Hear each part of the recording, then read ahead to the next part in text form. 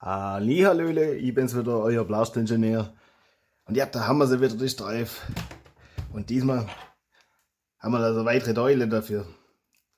Hätte sie vielleicht vorher ein bisschen in gerade sollen. Aber ja, schon spät. Das muss jetzt halt. Das ist jetzt Triggerle. Das hat ein bisschen mehr Stützstruktur gedruckt, wie es sein müsste. Also das brauchen wir jetzt nicht unbedingt für das Blasterle. Ich hab mir gedacht, wenn wir das da haben, weil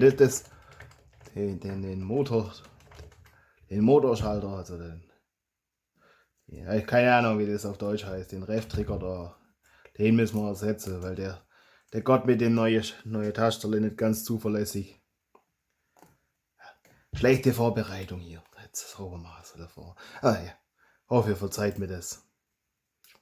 Alle bin immer ein bisschen hektisch, dass ich da Videos machen kann und alles, dass ich dafür Zeit habe.